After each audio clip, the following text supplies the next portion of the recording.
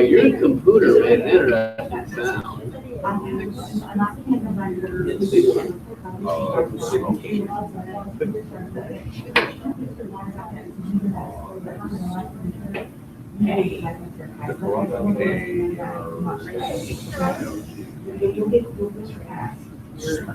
With smoking instead of smoking. I put SMOCKING instead of SMOKING. Smoking. Smoking. God, my smoking cancer. No smoking. You're smoking, you're not that's cancer.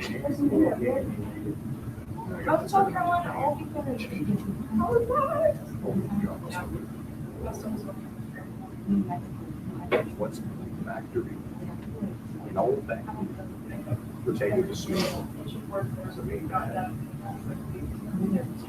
Guys, it is 5 weeks, so you know what that, I'm forced to turn in your grade.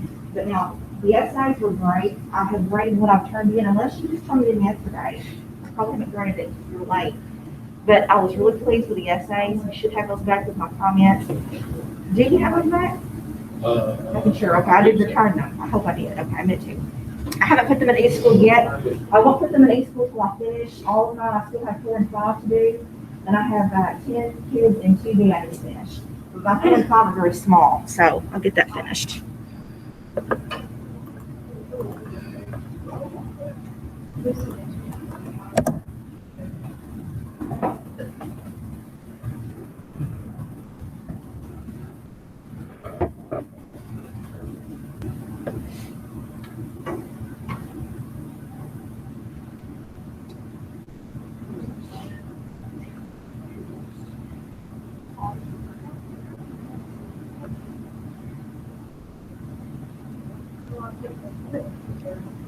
Gosh, just a few more minutes and I know you had to do 10 sentences. I figure you're probably over halfway finished with your 5 or with your 10.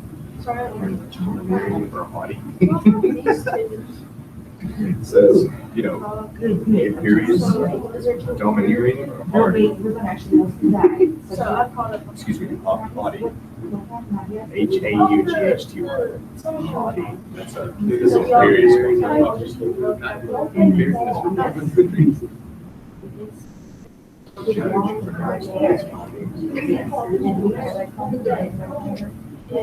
So what exactly do I need to do? Well, we just need you to make sure you turn it.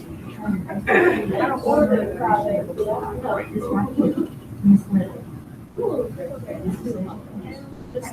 Yes, and then everything else in there,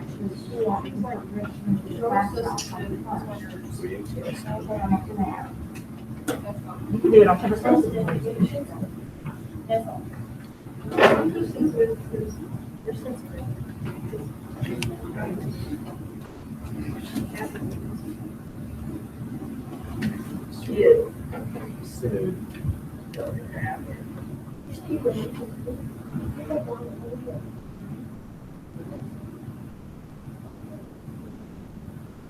Good. Tennis. Disturbed.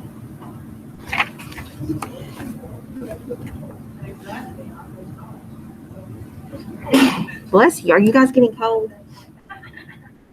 Yes, instantaneous cold. You're This- cold. I'm fine. I'm making a joke. It's sick. We're supposed to be still in the cold though. Can't be like that. I mean, Seriously.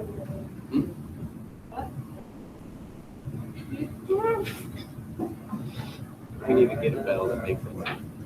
You know what? We need to get a bell that actually makes this. That would be crazy.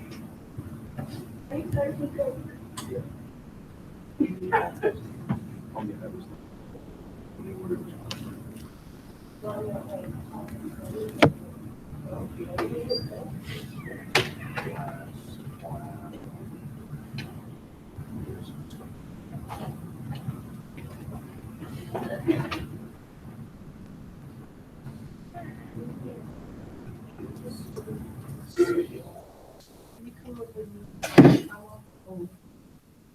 Hackney. Every time I see this one, I'm gonna think of Hackney. There's a few of them. Yeah.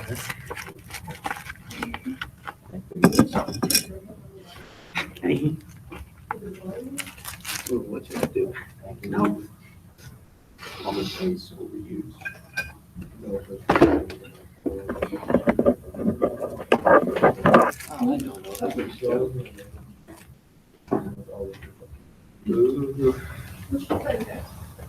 No, that was definitely a phrase that was overused.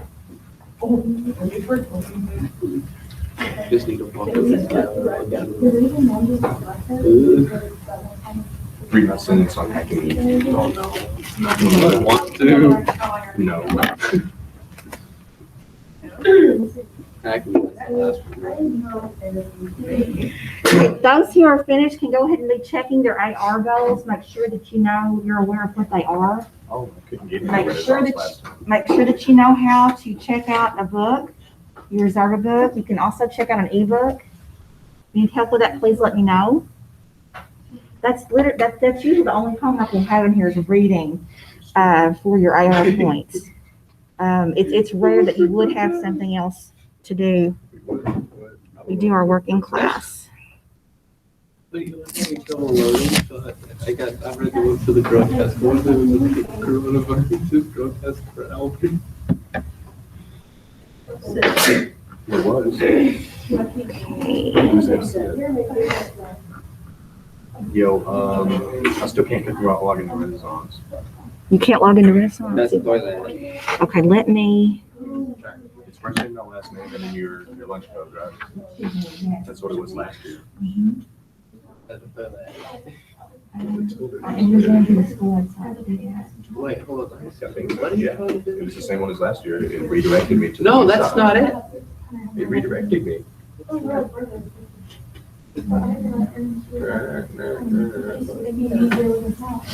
It's first letter, last name. Well, it said first, not last name on the sheet. Do I look like that kid? Okay. It's your fault for not remembering. That's not how it works. You would have listened I did listen. And in that's the what, past. I can't remember the past. No, not that I can remember. That's your email. Yeah.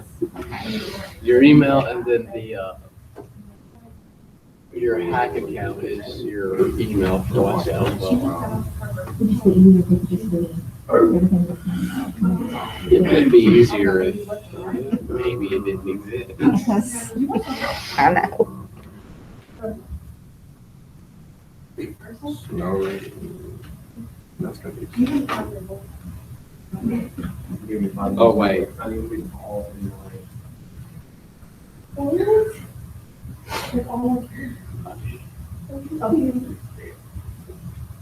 Look at all these books.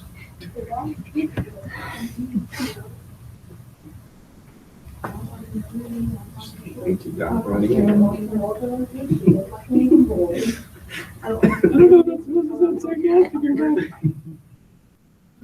Okay, what's my goal?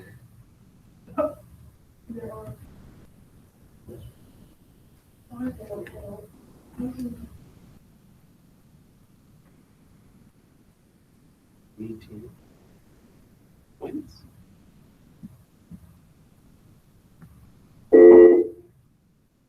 Ms. Riggs, Yes, ma'am. do you have Shannon Adams? Yes, ma'am, I do. Could you send her to the counselor's office? Yes, ma'am. Thank you. Thank you. 10.8 is what I'm doing.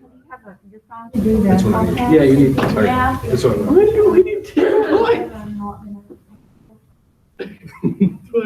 You're waiting your one. Well, last year I did, and I had like 21 points needed. The less you read, the less the points are, which is pretty dumb. It should be the more you read, the less points you need. But then you wouldn't read any either, so. I mean, that's the reason I don't read. Sounds like a big dumb system. Quagmire. All right, guys, Martinet, we're gonna go ahead and start writing the sentences, just a few of them. Okay, if you haven't finished, just keep writing. I guess for speed, I'll go ahead and read them if y'all will just listen. I mean, make sure that you're listening to the sentences. The Marshall was a prime example of a martinet. Very good.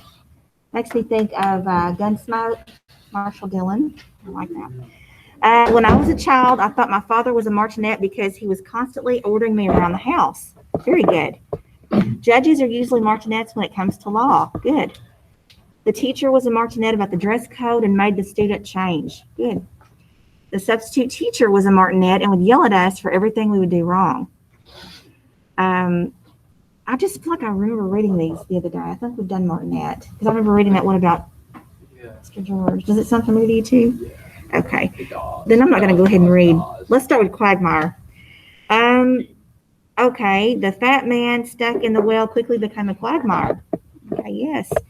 Many young people do not realize the quagmire to which occasional drug use can lead. Good. People became sick after swimming in the quagmire. Yes. Shrek lives in a quagmire. See, I remember that one too. I remember that one. I wouldn't know. The big gators live in the quagmire. I like to take Jonathan gator hunting in the quagmire. Remember me? There are hundreds of bacteria in a quagmire. Very good. Soldiers had to stay in the quagmire. The quagmire is the place to hunt gators. Good. All right. Job. The girl jobbed after every comment he made on her essay. If you make a job about someone else, you should not be surprised if they make an unpleasant remark about you. Good.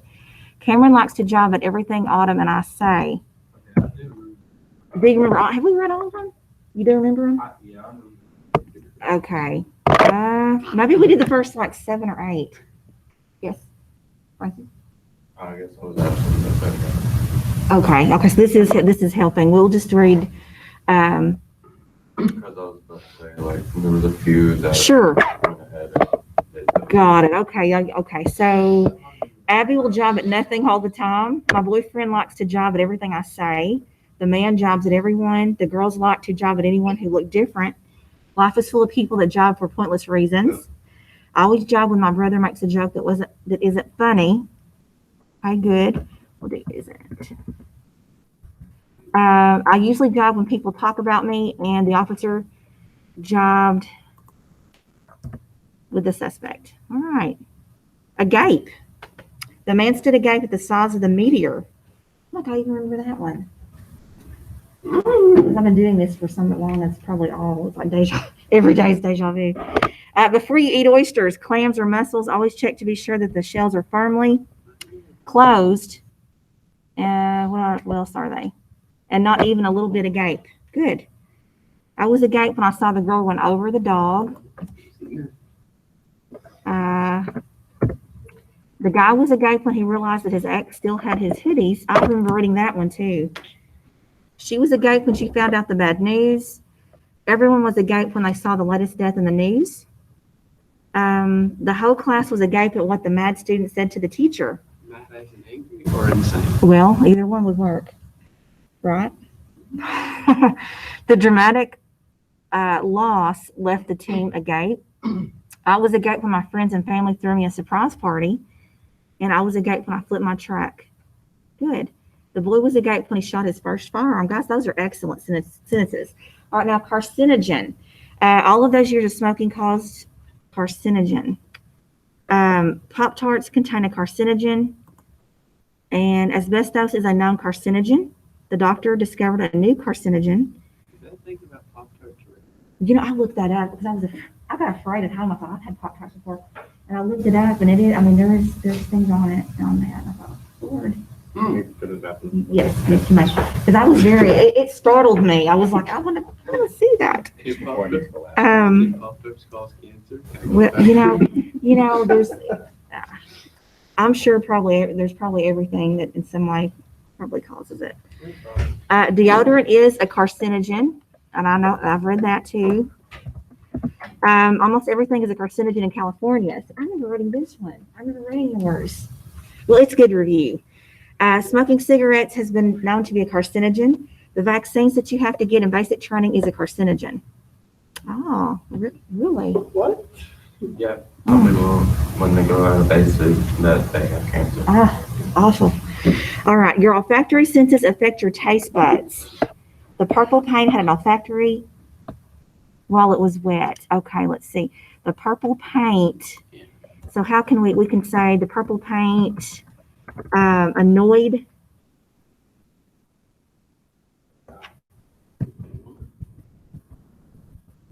people's olfactory while it was wet? Oh, pertaining to smell. Yeah. Does that make sense? All right, there is an olfactory smell in the stagecraft. I did that one wrong because I misread with the different. Well, let's see. So it is pertaining to smell. So maybe like olfactory senses. My olfactory sense was off because it is an adjective, olfactory. So track your olfactory senses affect your taste buds. The purple paint annoyed people's, and I'm using that as a noun. That's not right. The purple paint.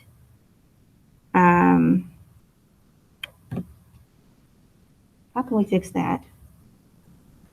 Oh, this is one of those times I seem like I don't know. I'm thinking about it. I'm thinking about the sentence and how to use it correctly in the sentence. So This is why I don't like extra words. it's okay. It's okay. Like, okay, Um, that's fine. The purple paint annoyed people's olfactory while it was wet. Olfactory senses while it was wet. There we go. There is a smell in the stagecraft workshop that is aggravating people's olfactory senses. The olfactory of the barn was very strong. I mean, it seems weird to keep having to use it as.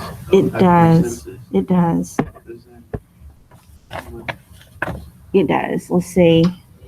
Well, I mean, the very sample they give, if you have a cold, then your olfactory senses will not detect the gas leak. And there's Even no- gas leak. It's not good. Pertaining to smell, true. The scent of the orange, you could say olfactory nerves. She had olfactory nerve damage. There we go. Thank you, Hannah. Yeah, we don't need to make it like it's not a noun. So I would make sure you're using it as an adjective pertaining to smell. Here we go. Jonathan, the change in temperature caused a bunch of problems with the olfactory senses pertaining to smell. All right. The virus causes inhibition to the olfactory senses. I can use it again. Olfactory. All right, imperious. The voice over the radio was imperious. The boy was imperious about his new truck. The king had an imperious voice when making announcements. The ringman has an imperious voice. His imperious voice, everyone has an imperious voice, was intimidating. The sergeant's voice, and sergeant is spelled funny, S-E-R-G-E, because I know it's hard for me to remember that. S-E-R-G-E. Sergeant's voice, apostrophe S, was very imperious. I don't know what I don't either. you went off. It's me. Okay, here we go. Is imperative to make sure the trainee will respond to commands under high stress. Good. The 8th graders are always worried when they hear Coach George's imperious voice. Very good. Grotesque, absurd, distorted. The coronavirus seemed extremely grotesque to the elders. Yes. The teacher's requirements are grotesque, especially her students that are in the 2nd grade. Here in the 2nd grade. Okay. The ideas some people have are grotesque. The dog had a grotesque face. The picture was grotesque. The takes that the private did seemed grotesque to him because he wanted to be a soldier. Good. There are many different groups of people that are grotesque with how they go about things. Yes. Neologism. The class clown was known for his neologism skills. And there he's using it as an adjective, but I think that works because we know he's talking about making new words and he was skilled at it, right? He was adroit at doing that. The class came up with a neologism for a cow. Shakespeare is highly known for his neologism. He used a neologism to refer to his mom. Oh, that's very good.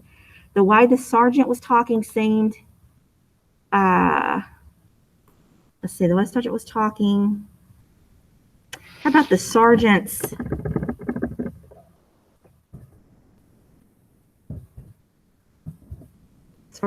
lecture included many neologisms? Because it's a noun. Does that make sense? Okay. Dr. Seuss was one of the best writers when you wanted some neologism. Yes, I agree. Hackneyed. The toilet was very hackneyed. What? Oh, Is that what he's going for? overused. Oh, maybe he is. I think it's more like expression, but I see what he's saying. The saying, if it was a snake, it would have bitten you is a hackneyed expression. Yes, I use that one probably all the time too. The golden rule is hackneyed. Yes. The boy often used hackneyed expressions. The performance was good despite the hackneyed script. Doing push-ups. Oh, okay. So, and Frankie, you're doing it kind of like Tracker did. You're saying that push-ups were overdone, overused. And I feel like, I'm not saying it could be commonplace, overused. Try it, banal. I think so. I think you could use it like that because it's to the product doing all those, what was it, push-ups? It is hackneyed. It's tried, it's banal, it's nothing new, right? So, I think, he says overused, the toilet was very hackneyed. I guess we can get sick of our toilet. I don't know, we have to go a lot. I don't know. I don't like it when my grandpa would use hackneyed phrases because I don't understand them. Good. Okay, guys, quiz is on Thursday. Now, my question to everybody is, do you guys want to go ahead and do Kahoot today or wait until Thursday to do Kahoot? Typically, we do it on the day of the test, Thursday. And then the worksheets, do you want to do those today or do you want to wait until Thursday to do the worksheets too? We should probably do the worksheet. Well, that's fine. We can go ahead and go through those, the worksheets. We'll go ahead and do those together. Let me pull up what that looks like. And we'll just, like I said, do those together. And I'm hoping, are you guys okay with just doing them like this, putting it up on the screen and doing them together? Yes, Okay, thank you. Oh my goodness. You know what? I love interaction from my virtual people. You're welcome, Miss Riggs. Well, we love it. Thank you. It's like it's like a call-in radio. It's like that's because we feel like we have a radio and you're calling in. I love it because they cannot see you. Most of the time, I don't flash on the screen. All right. So Janet could not contain herself when the waiter ignored her for the third time, like a blank scolding a naughty schoolboy. What would that be? Who would scold a naughty schoolboy? I'm Martinette. What did you say? Perfect, Martinette. Martinette scolding is Martinette up there? Yes. Janet stood over her table and loudly blanked the waiter. What did she do? Censured the waiter. Good. Blank patrons at surrounding tables could not believe Janet's blank outburst. A gay, I can't believe this is going on. Could not believe Janet's blank outburst. We could do imperious there, it works. But they were secretly happy because they too were upset with the poor service. Some of the patrons could not contain their chuckles when Janet angrily blanketed the manager when he appeared at the table. Jobbed. What do I have to do? Blank myself just to get your attention? Perhaps you'd see me if I were a Human Torch. Emily, please, ma'am, what is the problem here? Okay, there we go. Thus, customer service is terrible. Working with the public can be terrible. Okay. Here we go. All right. While most of the second graders blank in the playground during recess, Justin spent his time thinking of ways to blank his teacher. So, yes, they spent gamboling in the playground during recess. Justin spent his time thinking of ways to, deride his teacher. No one, not even Justin, understood his blank reasons for wanting to complicate Miss Snell's life. Well, it could be grotesque if it's hard to understand. Recondite. It could be either one of those, because it is grotesque that he's doing that and he's the only one doing it. So we'll just hold on that. It could be either one, couldn't it? Let's see if we use the other one. When asked about Justin's behavior, Miss Snell usually responded with the blank expression, boys will be boys. Hackneyed. Justin responded by making a grotesque face. So we know grotesque works better there, but it could have, it could have worked there as well, but we knew that it can't go in both places. All right, the word bioterrorism is a blank that refers to the use of biological agents as terrorist weapons.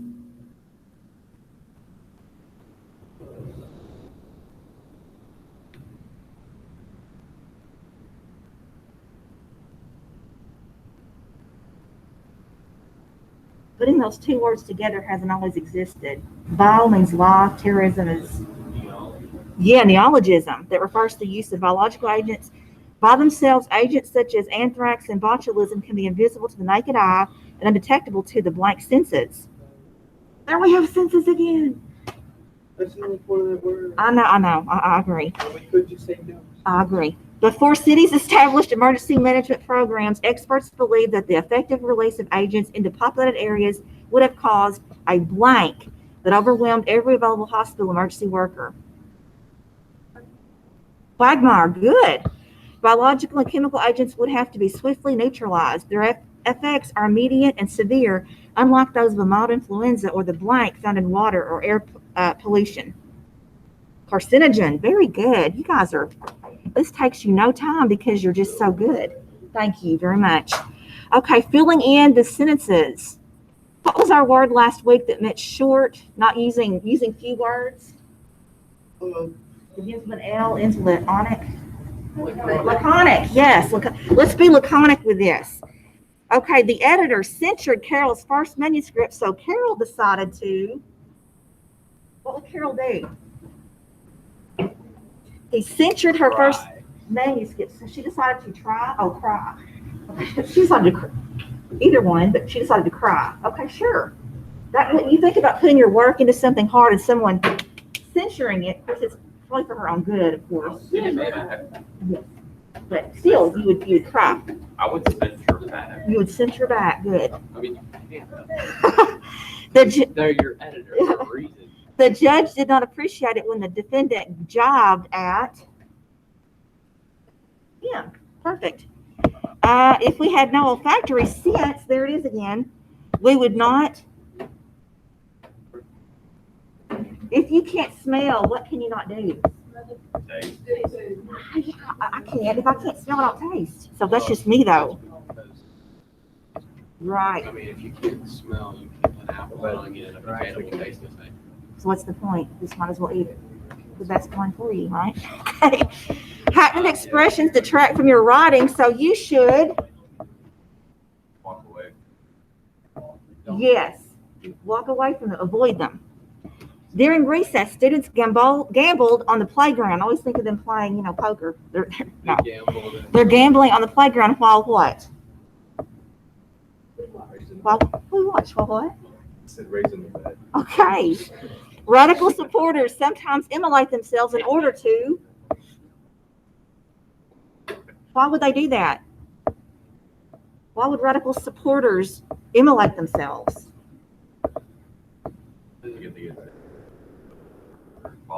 Sure, gain attention. Absolutely. Because they don't understand what they're doing. You get following. It's almost like a minor stroke. They really need to. Asbestos is a carcinogen that can cause cancer. Well, yes, and it's yes. Irene made a grotesque expression when she took a bite. The food was underrated, awful, undercooked. Leo's tutor was a martinet who made him. What would a tutor who's a martinet do? Follow the rules, or maybe rewrite a sentence over, repetitively. Okay, that's good. We couldn't hear the conversation, but when Will stood there looking agape, we knew that he Did something wrong. got told off, did something wrong. The coach could not tolerate talented players who derided the game. Jill saw her financial debt as a quagmire from which she could, it's a financial, okay, her financial debt's a quagmire from which she could what? Paper bills. Not escape, right? Or yeah, she could, right? She can't do it. Sandy didn't like to play chess with Patrick because Patrick made imperious remarks every time she moved a piece. Perfect. People who did not understand the recondite reasons for the war decided to protest. Email and spam are neologisms credited to describe things that deal with good junk. No, that's good. They do junk mail, junk email. Discuss how it went from financial debt to cartoon characters playing chess. Absolutely. That's a Okay, guys. So here's what we're gonna do really quickly. You know that you'll have bonus on Thursday. There'll be like 5 of these suffixes, prefixes, and roots. You will need to write the definition of them. We'll look at them today. We'll go over them again on Thursday, okay? And that way you can hopefully get bonus on that as well. We'll go ahead and do those also on Thursday, though, kind of as a quick review, okay? I don't think they'll take that long to do those. So really quickly, the suffix "of" means relating to or tending to. The roots "ced" and "ses" mean to yield, to stop, or to go. The prefix "pro" means for. The prefix "anti" means before. The prefix "trans" means across or through. And the root "mot" means to move. I think of motion. So guys, we'll go over those again Thursday before the test. All right. So now what everyone needs to do is go ahead and go and get your Chromebook, go to your journal. We're going to finish watching. We are in the middle of Dr. Masolo's second video, 11:56 into the, 9:17 into the video. If you've already got your 5 notes, you might just watch the rest of this one.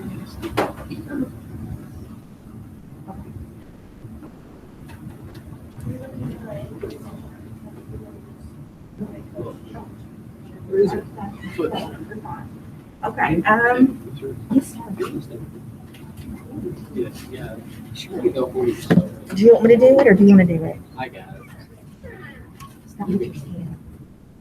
I mean, I don't. Okay, so guys, in your journal, again, we're making the notes. We're going to finish up the second video. And again, I want to go ahead and my virtual. This computer graphic, you can see the impression that the home made on the earth below it. A product of just 1 second. Okay, my virtual people, you guys can go ahead and watch. We're going to go ahead and finish the videos, making 5 notes for each of them, okay? You can watch with us, or if you want to turn off and watch it on your own, that's fine. I do ask that you check back in, though. Let's just set the time for 9:15. So I'll put it in the chat. Just please check in again at 9:15 if you're going to read or watch this on your own. Watch the videos.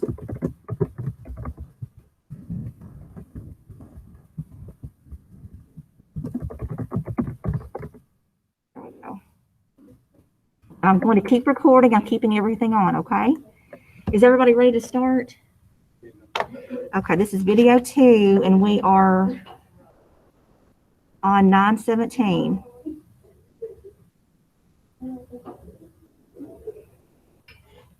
Okay, so everybody's ready to go?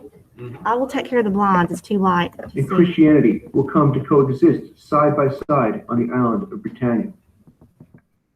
It is important to recognize that this process was a pretty complicated affair.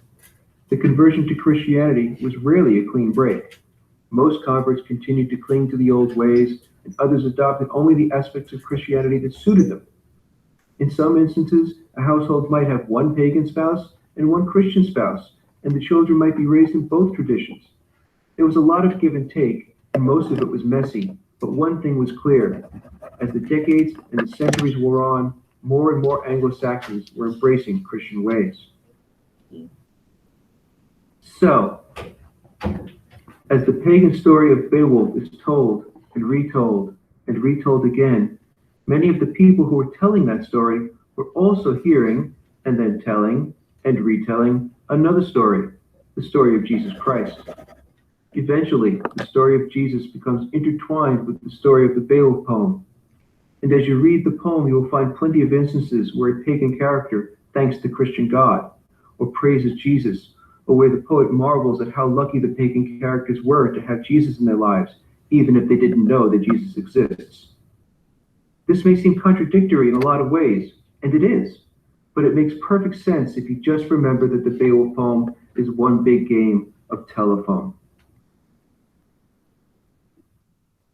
So after 3 centuries of oral transmission, after 3 centuries of being told and retold again, and the countless changes that occurred during that process, the poem is finally written down by 2 Christian monks sometime in the late 10th or early 11th century. So who were these monks? We have no idea. How do we know that it was 2 monks? Easy. About halfway through the manuscript, the handwriting changes. It's not clear what happened to the first monk. Did he die? Did he get bored and move on to something else? Did he leave the monastery entirely? We don't know. What we do know is that he stops transcribing the poem about halfway through, at which point another guy comes in and finishes the job. Now you may ask yourself, did these 2 monks add Christian elements to the poem? We don't know for sure, but it certainly does seem likely. However, because the poem was told and retold by an increasingly Christianized population for nearly 300 years, it seems reasonable to assume that many of the Christian elements were inserted into the poem well before it reached the monks, and that anything that they might have added was simply icing on the cake. The Beowulf poem exists in this single manuscript. If it weren't for those 2 monks, we would not have the poem at all. And when the second monk finishes the manuscript sometime in the late 10th or early 11th century, it was completely forgotten about for nearly 600 years. In fact, there is no record of the poem's existence at all until the late 16th century, at which time it is part of a private library. The manuscript was transferred to another, presumably safer library, but when this second library burned to the ground in 1731, it suffered considerable damage. In 1751, it was moved again, this time to the British Museum, where it was considered of very limited interest until well into the 20th century. Indeed, when anybody thought of the Beowulf manuscript, and believe me, very few people did, it was as a decrepit historical artifact of a savage people that had disappeared from the face of the earth long ago. Toward the middle of the 20th century, the general indifference toward Beowulf and the view that it was merely a musty relic from a dead warrior culture began to change for 2 reasons. The first factor that encourages people to appreciate the poem's artistic merits is a lecture by a man named J.R.R. Tolkien, whom you might know as the author of The Hobbit and the Lord of the Rings trilogy. But Tolkien wrote those things for fun.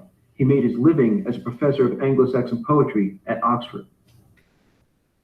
In the lecture, which was entitled Beowulf, the Monsters and the Critics, Tolkien argued that Beowulf had rich characters in an intricate narrative structure and an exciting story to tell, that it wasn't just some random scrap of writing from a dark and distant past, but a compelling and complex work of art. Implicit in Tolkien's lecture was the idea that although Anglo-Saxon culture was a warrior culture, its people were a lot more artistically capable than most scholars thought. Tolkien's hypothesis that the Anglo-Saxons were capable of great art and that the Beowulf poem was an example of that great art was definitively supported just 3 years later in 1939 with the discovery of a burial ship, an Anglo-Saxon burial ship, at a place called Sutton Hoo in southeast England. Now, if you don't know what a burial ship is, listen closely, and I will tell you. In certain Germanic cultures, such as the Norse, the Anglo-Saxons, and the Vikings, when a king died, the people would take his body down to the sea and put it in a warship. And then they would fill the ship with treasure, with gold, and jewelry, and ceremonial war gear, shields and helmets and swords. And they would light the ship on fire, and they would set it out on the open sea towards the horizon, with the ship and the treasure and the king would be received by the gods. There are several variations of this practice, depending on the point in history and the exact geographic location of the tribe. But the most prominent variation involved taking the king's body, putting it in the warship, filling the ship with treasure, and then, rather than setting the ship on fire and sending it out to sea, burying the ship underground and building up the earth around it in what would come to be called a burial mound or a barrow. And this is exactly what happened to an Anglo-Saxon king in the late 6th or early 7th century. His barrow was part of a larger complex of burial mounds at Sutton Hoo that were excavated beginning in 1939. Upon opening the site, the archaeologists found that anything that was organic had almost completely decomposed. The hull of the ship, whatever else was made of wood, anything that was made of leather or wool or cotton, the king's body, all of these things completely or near completely disintegrated. In this computer graphic, you can see the impression that the hull made on the earth below it, a product of the sheer weight of the ship, which was 90 feet from tip to tail. Here is a photo of the archaeologists working at the site shortly after it was opened up in 1939. They're collecting the iron bolts that held the hull together. The bolts were badly rusted as the wood that surrounded them rotted away over the course of hundreds and hundreds of years. Now, although virtually everything that was organic had disintegrated, archaeologists were astonished to find that after over 12 centuries of burial, the one thing that had emerged from the site in perfect condition was the treasure. Here we see an Anglo-Saxon ceremonial war helmet, which had been placed near the king's head many hundreds of years before. What is immediately apparent is the extraordinary detail in the metalwork and the high degree of artistry involved in the overall production of the helmet. As one expert said, the level of craftsmanship of the treasures of Sutton Hoo exceeds anything of the sort to be found anywhere else in Europe. Here is a ceremonial sword, found next to where the body of the king had been. The leather scabbard is badly decayed, but the blade itself is as clean as the day that it was made. Notice the gold details on the butt of the handle. The level of craftsmanship is simply stunning. And while the king's body had long since returned to the earth and his clothing had rotted away, it was clear that he had been buried in ceremonial military dress. This is the buckle from the belt that he was wearing. Here, too, the work is painstakingly intricate, and the detailing is extraordinary. Not only were the treasures beautifully wrought, but they were exquisitely engineered as well. Here are the shoulder clasps that the king was wearing. They are made of gold and inlaid with precious stones. Here is one of the clasps moments after it was discovered at the site. Don't you know they were excited when they found that? That would just be amazing. This photo reveals each clasp to be made of 2 interlocking pieces and a pin, allowing it to sit properly on his shoulder and to attach to his clothing below.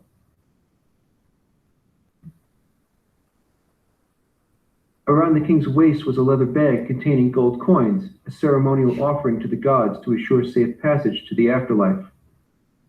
The leather had long since wasted away, but the clasp that held the purse shut had passed the test of time and was still operational when it was recovered from the site. Each of these items demonstrates a level of artistry and technical expertise unrivaled in its time. Finally, here is a Schoep's lyre, found in the king's burial chamber not far from the ceremonial sword.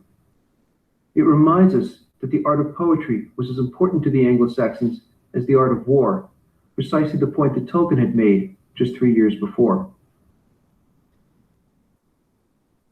And for the past 70 years or so, not only have we given the Beowulf poem the attention that it deserves, but we have given it our attention for the right reason, because it is an exquisitely crafted and compelling work of literary art.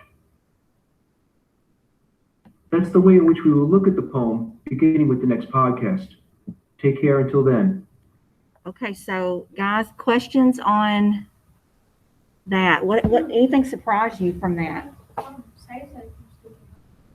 okay. Just tell her hang in there, and she can, if she wants to just watch 3 and 4 on her own and take 5 notes, that's what we'll be doing. Okay. Thank you. Tell her thanks for telling me. Anybody at all? Have y'all heard of Sutton Hoo before? I was so hoping. The stuff being preserved under the water is pretty cool. It really is, isn't it? And just how beautiful. I mean, it's just absolutely beautiful. But I guess the precious metal, that doesn't go away like the other things. It's just beautiful. And the craftsmanship. It's probably because it's real metal. Right. And they didn't have tools, I mean, they had tools, but they didn't have like machines like we have now to do that. That was all hand. And it almost looks like I can't believe it because that looks so perfect. How could that be handmade, but it was, or it is. People cared about what they did back then. So People did, and they put effort. also made things to last. So. They did, and that's true. That's it. And you're talking about something that when you make something with your hands, I just think it usually tends to last longer than things made. And of course, our materials now don't last. We don't put the materials in things. Yes. I went to Norway one time, and at one point we actually made weapons from like Viking era and stuff like that. So, Really, that is awesome. I mean, I can still do it, but I'm not allowed to bring it to school. No, it took, but how much? Like it took a lot of time to do, didn't it? I mean, Well, with the machines that we have nowadays, it takes like an hour, maybe more. okay. But I did it by hand, and it took about a week Oh my goodness. That is just to make like a knife. Maybe make things to break that's down. something. That is amazing. That is so great. And I hope You get this long piece of metal, and you heat it up, and you gotta flip it over and over itself and over it to get layers on it, just keep. and that just takes a long Takes time. like, now, were you doing that by like you working on that by yourself? Mhm. Like, oh wow. Well, I had somebody over me saying like how to Sure. actually do it, Sure. but all the hammering The and work. stuff, that was all. That is Yeah. awesome. That is so awesome. Thank you for sharing that. And please, guys, please, speak up when you've got something to share and to say with this. So it makes it great. All right, we're going to go ahead, guys. And I'm going to ask you to forgive. We're not going to have a tech time because we're getting out at 9:30, and I know it's. Yeah. So if you will bear with me, I really like to get through 3 and 4. Okay, so that way we can maybe start reading on Thursday. I'm eager to get into this video or into this text. All right, here we go. Guys, so on this one, you'll also need to take 5 notes. Obvious shows of power on the part of the 5 notes, and again, early on is your best bet because typically toward the end it just gets a little harder to take the notes. So remind me to stop when I need to. I'll try to watch you guys, but Hello. if I need to Welcome stop, to this I will. Grit Lit 10 video podcast on Beowulf. Today, lesson 3, the language of the Beowulf poem. Before we begin, I ask that you give the material the time and the attention that it deserves. I reserve the right to give you a pop quiz on any homework assignment, including this video podcast. You may also be held responsible for this material on more substantial assessments, such as projects, tests, and exams. Please resist the temptation to multitask and close all other programs on your computer, except for those that you might use for note-taking. Additionally, please have your copy of Beowulf with you. You will need to refer to it while watching this video. We won't have that. As you watch and listen, take notes, stopping and replaying the video as necessary. Be prepared to apply what you've learned in this video to your understanding of the poem. Finally, today's lesson is divided into 3 parts: what the Anglo-Saxon language looked like, what the Anglo-Saxon language sounded like, and the role of language in the Beowulf poem. Let's begin. You will recall that in the last video podcast, we considered how a lecture by J.R.R. Tolkien and the discovery of the burial ship at Sutton Hoo shaped the way in which we look at the Beowulf poem today, that today we look at it as a work of art. So if we're going to consider Beowulf as a work of art, then we have to look at the language of the poem itself. We have to ask ourselves a few fundamental questions about that language. And the first of those questions is simply this: what did Anglo-Saxon look like? Now, to begin to answer that question, I'm going to give you a little taste of paleography, which is the study of ancient handwriting. What I'd like for you to do now is to open up your Beowulf book to pages 2 We can't and do 3. it. We're just listening. If you look at page 3, you will find that the words there make sense to you, even if you don't know what the poem is about or what's happening at that given moment in the story.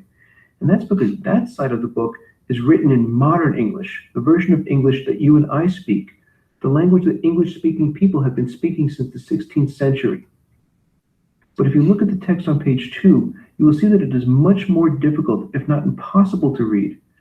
And that's because it's written in the poem's original language, Anglo-Saxon, the version of English that people spoke from the 5th century until about the 12th century. What comes between Anglo-Saxon and modern English is a language called Middle English, which we will learn about a bit sometime in September. At any rate, your edition of Beowulf is set up this way from the beginning to the end, with the original Anglo-Saxon on the even number pages and the modern English translation on the odd number pages. And while we are going to read the poem in modern English, we will read with greater appreciation and deeper understanding if we spend at least a little time with its original language, Anglo-Saxon. Now you will recall that Anglo-Saxon culture was an oral culture. In fact, all Germanic cultures were oral cultures. But that doesn't mean that they didn't have alphabets. They did, even if they didn't use them very much.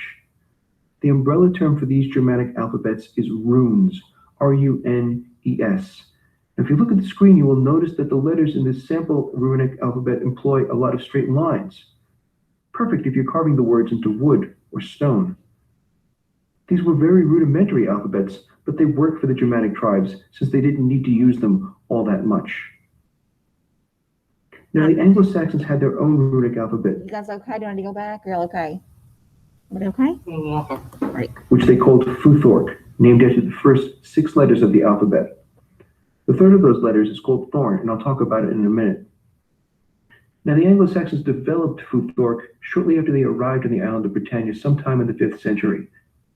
But by the 8th century, as they became increasingly Christianized, the Anglo-Saxons began to slowly adopt the missionaries' Latin alphabet, the alphabet of the church, and the alphabet that you and I use today. By the time that the monks transcribed Beowulf in the late 10th or early 11th century, only a few Futhorc letters were still in use. On your screen is a photo of the first few lines of the Beowulf manuscript, the same lines that are at the top of page 2 in your book. Let's look at the word in the middle of the first line. The first letter of that word looks like a P, but it is called win, and it makes a W sound. The word of which it is a part is the word way, which means we in modern English. Now look at the second line, just to the right of win. You see a letter that also looks a little bit like a P, but its stem goes as high up as the tail goes down. That letter is thorn, which makes a th sound. The word of which it is a part is theod, which is a noun that means nation or tribe. Finally, look at the third line, again toward the middle. You'll see what appears to be a 4-letter word whose third letter looks like a lowercase d with a slash through the stem. That's the letter eth, and like thorn, it makes a th sound. The word that seems to be made of 4 letters is actually 2 words made of 2 letters each. The second of those 2 words is the, which means then. The word that precedes it is who, which means how. Taken together, they mean how then. Win, thorn, eth. These are the last holdovers from the Anglo-Saxon alphabet known as Futhorc, and they are regular features of the Beowulf poem as it appears in your book. So, if that's what Anglo-Saxon looks like, what did it sound like? For obvious reasons, there are very few recordings of actual Anglo-Saxon speaking. But that doesn't mean that scholars haven't been able to reconstruct the language as it probably sounded when it was spoken over 1,000 years ago. Not surprisingly, it sounds an awful lot like German. So let's take a look at a fairly well-known Christian prayer, the Lord's Prayer. It's common enough that even those who aren't Christian have probably heard of it. This is how it goes in modern English, the language that you and I speak. Our Father, who art in heaven, hallowed be thy name. Thy kingdom come, thy will be done on earth as it is in heaven. Give us this day our daily bread, forgive us our trespasses, as we forgive those who trespass against us. And lead us not into temptation, but deliver us from evil. Amen. Now let's take a look at the same prayer as it was spoken by the Anglo-Saxons as they converted to Christianity in the second half of the first millennium. The first thing that you will notice is that there are plenty of examples of thorn, one of the holdover letters that you just learned about. It also has a few examples of eth as well. And this is how the Lord's Prayer sounds in Anglo-Saxon. Father ura, thu de erton hefunum, si di nami yer hagud. Toby kommer till Rische, je wordt din willa, an öden swa an heavenum. Unige die while die laaf zielig hoes to die, en voor jewes jure yildes, swa way for jewet jure mildedum. En nee lea to oes an kus nungen, akel jus uf jubile, sot liedje. If you look carefully, you will see that there are a number of words that you could recognize. Vader ure, for example, which are the first two words in the first line, is clearly recognizable as our Father. In class, we'll see how many others you can recognize, but for now, let's just leave off with the acknowledgement that this is the language that the Anglo-Saxons spoke, the earliest version of the language that you and I speak today. Okay, really quickly, what other words do you recognize, or that when he was reading Anglo-Saxon you recognized? Name, to become. Okay. Yes. Heaven.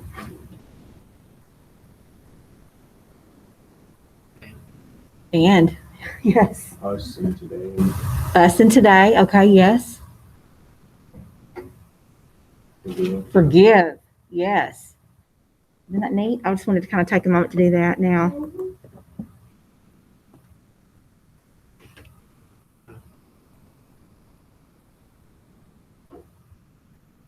We're going to move on now to the third part of today's lesson, the role of language in the Beowulf poem. Here are the four terms that you will learn about today: rhetoric, formal boasting, flighting, and litotes. Let's take a look at the first of these terms. Rhetoric is the art of persuasion through the use of language. In it, the speaker or the writer attempts to get the audience to think, to feel, or to act a certain way. Rhetoric is all about the power of language, something that the Anglo-Saxons certainly understood. But rhetoric is also a part of our everyday lives.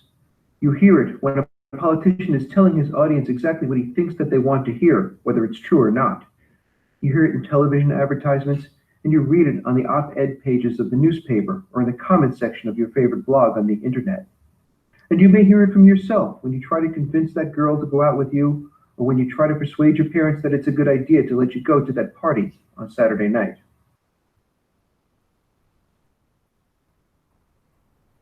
In its simplest form, rhetoric can be reduced to three elements: the speaker, the purpose, the speaker's goal, and the audience, the person or the group that the speaker wants to persuade.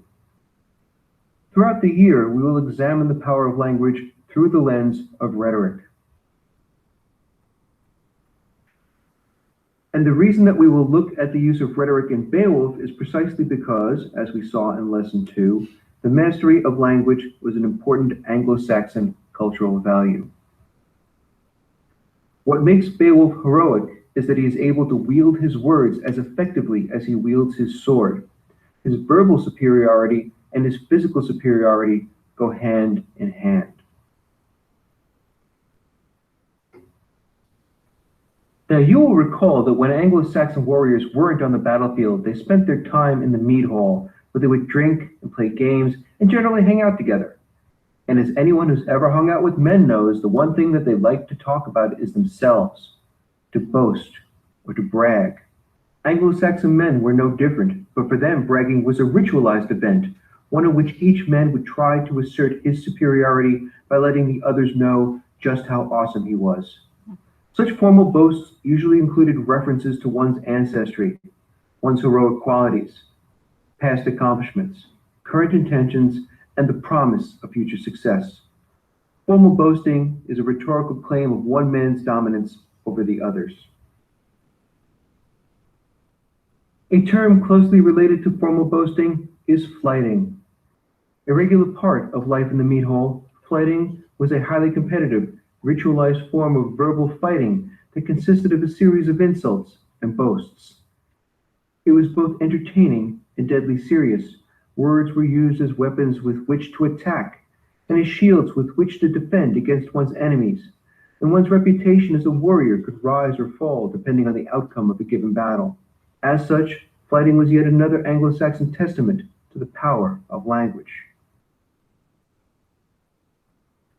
Because they were ritualized, formal boasting and flighting were obvious shows of power on the part of the speaker. But within all that bluster, it was sometimes possible to find some subtlety.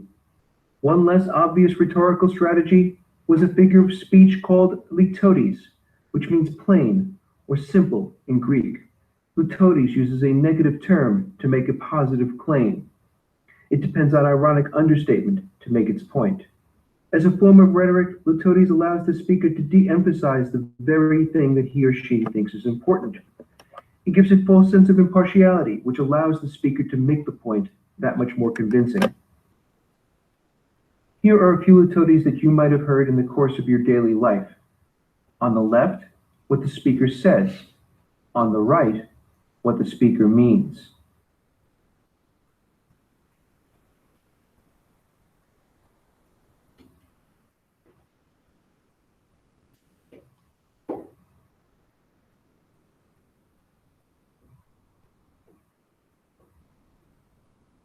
Note that in each example on the left, the speaker is using a negative term to make a positive claim. There are lots of different types of litotes for different types of situations. Litotes often depend on a certain tone to work, which makes them hard to spot when you are reading. In Beowulf, though, they are almost always used in the context of flighting or boasting, which makes them a bit easier to spot.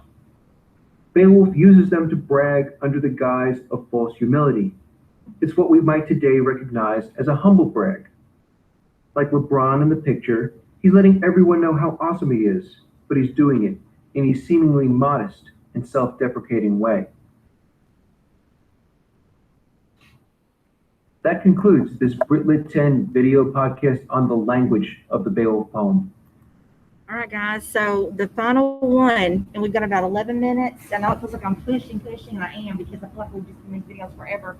I want to get finished with this so that we can start hopefully on Thursday after our quizzes. So 5 notes on 4. Y'all doing okay? Okay, great. Final one.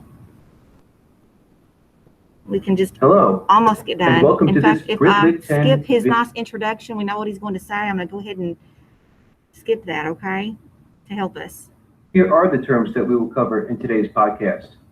Consonants, assonants, asura, metonymy, synecdoche, kenning. Let's begin.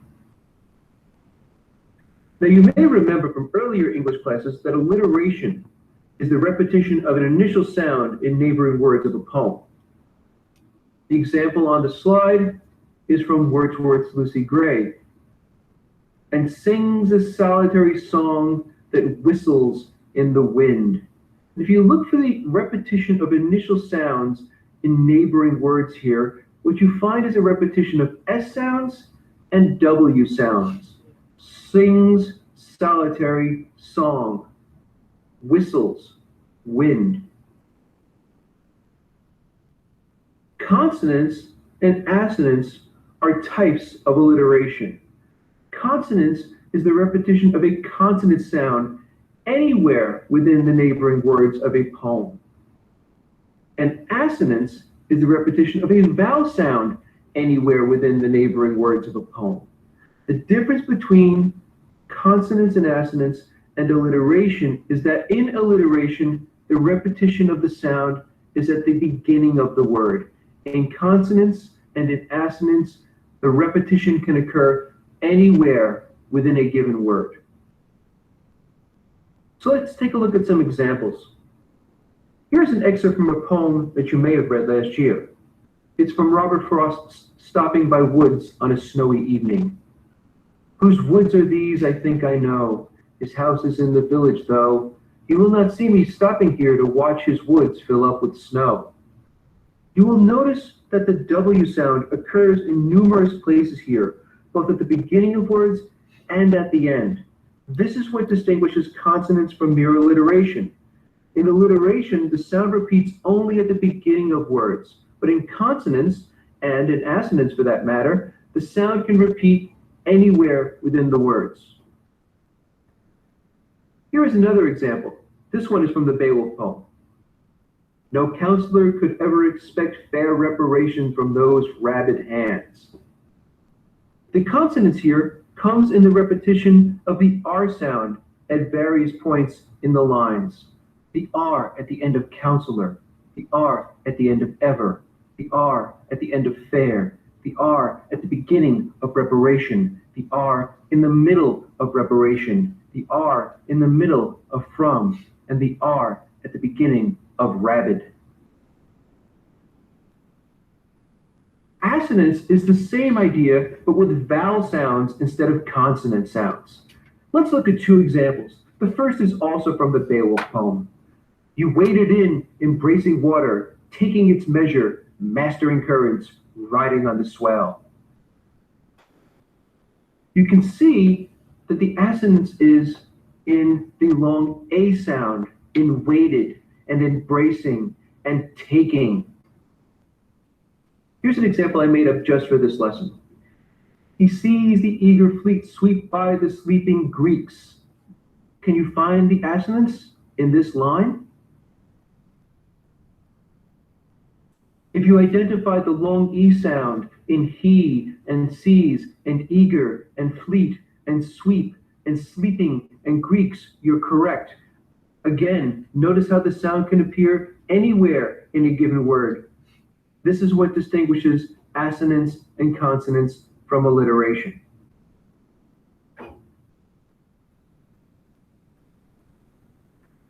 Okay, let's move on. If you look at any even-numbered page in your Beowulf book, you will notice that each line in the Anglo-Saxon version of the poem has a small break in the middle, where the speaker is supposed to pause for just a second. That break is called the caesura, and while caesura are found in many different types of poems throughout history, they are a structural feature of Anglo-Saxon poetry. Now, it's pretty easy for a guy like me to geek out on the whole Anglo-Saxon poetry thing, but let me just take a moment to explain why assonance, consonants, and caesura are important. In modern English poetry, poetry written in the language that we speak, lines of verse usually rhyme at the end. In the Frost poem, for example, no rhymes with though and snow. For nearly 7 centuries, end rhymes have been a structural feature of much of the poetry that was written and that we read. But Anglo-Saxon poetry doesn't rhyme at the end. It rhymes in the middle, using consonants and assonance that's placed on stressed syllables, 2 of which fall on the left side of the caesura and 1 of which falls on the right side of the caesura. And you can see this in each line that I've marked on your screen. In the first line, circled in orange, are the S's. Each one of those is an accent. In the second line, it's the M's. In the third line, it's the E's. In the fourth line, it's the F's. In the fifth, it's the W's. So that Anglo-Saxon poetry rhymes not at the end, like the poetry that we read today, but it rhymes in the middle. And those rhymes are divided by the caesura. 2 of the rhymes come on the left-hand side of the caesura. A third rhyme is on the right. So while consonants and assonance and caesura are found in all sorts of English language poetry, they're an important structural part of the poetry of the Anglo-Saxons. The next term that you need to know is metonymy. Metonymy is a metaphor that substitutes one word for another closely associated with it. Let's look at a few examples. In the sentence, the White House refused to comment on the scandal, the White House stands for something else. After all, it's a house, so it can't comment on anything. I thought we had like 5 minutes, but I guess They do it. we'll monitor it. Yes. But anyway, we'll continue on. Sorry, I didn't give you time to cut off. Yes, sir. I keep putting on this, I know, but I guess it's kind of, it would be short if it was 5 minutes. We'll continue by study through vocab, okay, on Thursday. We will actually hopefully start reading this on Thursday. I'm so excited. Hope you love it. Have a great day, guys. Thank you. Virtual people, have a good day. They've rang our bell, so we didn't quite finish. Miss Riggs. Yes. Miss Riggs. Since we don't do virtual for Tribe, what time does our next class 10, I start? would go there, I'd log on at 10 o'clock and the bell will ring at 10:05. It said 10 o'clock on the thing that George sent out. Yeah, 10 o'clock. That way you're logged in and ready to go. And like I said, Alright. the tardy bell will ring at 10:05. All right. See Thank you you. later, Miss Griggs. Bye guys, have a Have a great good day. day. Bye bye, y'all too.